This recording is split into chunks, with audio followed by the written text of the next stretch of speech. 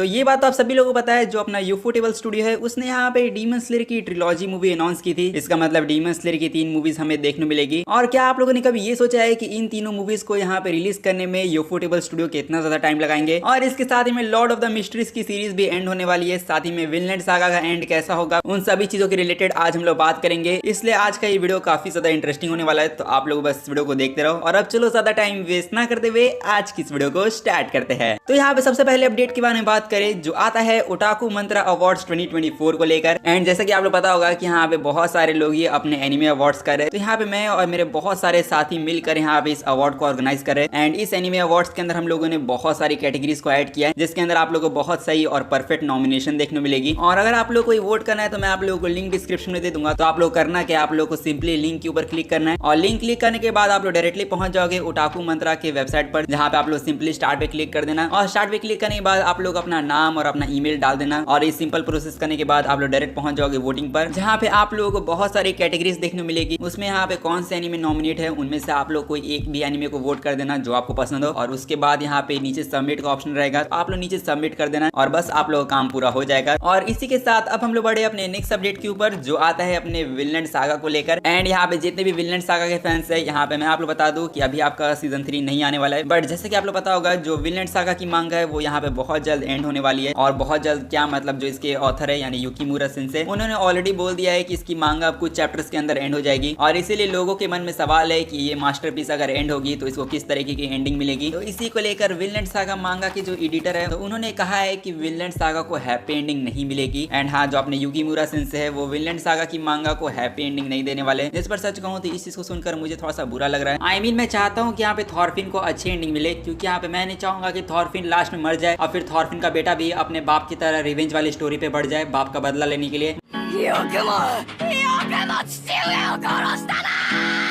मतलब जो लास्ट में साइकिल घुमाने वाला स्टोरी होता है कि हाँ साइकिल घूमेगा वापस से, वो वाली स्टोरी मुझे यहाँ पे बिल्कुल पसंद नहीं आएगी। इसलिए होप करूंगा कि युकीमुरा सेंसे यहाँ पे विनलैंड सागा जैसी मास्टरपीस को अच्छी एंडिंग दे। अब हालांकि इसके बाद हम लोग नेक्स्ट अपडेट के बारे में बात करें जो आता है अपनी लॉर्ड ऑफ द मिस्ट्रीज की वेब नॉवल को लेकर। एंड जैसे यहाँ पे विनलैंड सागा की मांगा एंड होने वाली है, तो इसी तरीके से लॉर्ड ऑफ द मिस्ट्रीज की जो अवार्ड विनिंग ऑथर है, जिनको यहाँ पे कटल फिश भी कहा जाता है, तो यहाँ पे उन्होंने स्टोरी का कंक्लूजन कंफर्म कर दिया है। और यहाँ पे लॉर्ड ऑफ द मिस्ट्रीज का जो यूनिवर्स है वो यहाँ पे अब एंड होने वाला है, जिसका मतलब लॉर्ड ऑफ द मिस्ट्रीज जिसकी स्टोरी को लोग यहाँ पे पीक फिक्शन भी कहते हैं, तो उसका एंड हम लोग को इस साल देखने मिलेगा। और इसके साथ में जो इसके ऑथर है वो नेक्स्ट चाइनीज ईयर यानी 2026 के अंदर मोस्ट प्रोबेबली अपनी एक न्यू बुक को अनाउंस करेंगे, जो obviously Lord of the mysteries का कंटिन्यूशन नहीं होगा, ये बिल्कुल न्यू बुक होगी जो वो अगले साल तक रिलीज करेंगे। एंड देख के लगता है कि अब एक और मास्टरपीस वेब नॉवल को आप लोग गुड बाय बोलना पड़ेगा। बट इसके एनिमे सीरीज के बारे में बात करें तो इसका एनिमे अडेप्टेशन का जो सीजन 1 होगा वो आप लोगों को समर 2025 में देखने मिलेगा। एंड ऑब्वियसली कहा जा रहा है कि जो इसकी पूरी स्टोरी होगी उसको एनिमे में अडेप्ट करने के लिए 5 सीजन को बनाया जाएगा, जहाँ पे ऑब्वियसली ये सिर्फ अभी के लिए डिसाइड किया गया है। फ्यूचर में इस एनिमे सीरीज को बहुत ज्यादा सपोर्ट मिला तो यहाँ पे प्रोडक्शन वाले इसको यहाँ पे मिल्क वगैरह कर सकते हैं। अब देखा जाए तो यहाँ पे कई सारी मास्टरपीस सीरीज एंड होते ही जा रही है, बट हम लोग अपने अपडेट्स को कंटिन्यू रखे। तो नेक्स्ट अपडेट आता है अपने डोमेस्टिक गर्लफ्रेंड की सीरीज को लेकर, जिसको अब एयर हुए 6 साल हो गए। एंड इस एनिमे सीरीज को मैंने तो नहीं देखा, बट अगर आप लोगों ने देखा है तो आप लोग मुझे इसके बारे में बता सकते हो, ताकि मैं भी इसको वॉच लिस्ट के अंदर अपने ऐड कर सकूं। अब हालांकि हम लोग बात करें अपने खतरनाक अपडेट के बारे में जो आता है पायरेसी को लेकर। एंड यहाँ पे मैं कोई एनिमे मांगा की पायरेसी के बारे में बात नहीं कर रहा हूँ, यहाँ पे मैं बात कर रहा हूँ एडल्ट कंटेंट की पायरेसी के बारे में, या फिर सिंपल वर्ड्स में कहूँ तो जो हेंटाई स्टफ्स होते हैं, तो इसकी पायरेसी को लेकर भी बहुत सीरियस सिचुएशन हुई थी, जो मैंने आप लोगों को कुछ महीने पहले बताया था, जहाँ पे एन हेंटाई की जो वेबसाइट है उसके ऊपर कॉपीराइट लॉस को वायलेट करने के लिए उसकी वेबसाइट को यहाँ पे टेक डाउन किया जाने वाला था। एंड सीरियसली मैं बस यही सोच रहा हूँ कि यहाँ पे अब एडल्ट कंटेंट के ऊपर भी कॉपीराइट स्ट्राइक लग रहा है। एंड कंपनीज ने यहाँ पे साफ साफ एन हेंटाई को नोटिस भेज दिया था और कह दिया था कि तुम कॉपीराइट कंटेंट को बिना ऑथराइजेशन के अपलोड कर रहे हो, इसलिए तुम्हें इस वेबसाइट को बंद करना होगा। बट इस वेबसाइट ने यहाँ पे हार नहीं मानी, यहाँ पे इस वेबसाइट ने फाइट बैक किया और रिस्पांस के नाम पर इन्होंने दबा के एविडेंस दिया। और सिंपल वर्ड्स में कहूँ तो ये पायरेटेड साइट कह रही है कि हम यहाँ पे इस एडल्ट कंटेंट को प्रमोट वगैरह कर रहे हैं, और जब हम लोग को प्रमोशन करने की परमिशन मिली है तब यहाँ पे किस तरीके का कॉपीराइट लॉस हम लोग वॉलेट कर रहे हैं। तो इस चीज को लेकर बहुत ज्यादा बातें चली और यहाँ पे देख के लगता है कि एन हेंटाई का जो वेबसाइट होगा वो यहाँ पे टेक डाउन नहीं किया जाएगा। एंड चलो अच्छा हुआ कम से कम एक पायरेटेड वेबसाइट जिंदा है, क्योंकि देखो पायरेसी करना बुरी चीज होती है, बट यहाँ पे हम लोग को ये नहीं भूलना चाहिए जो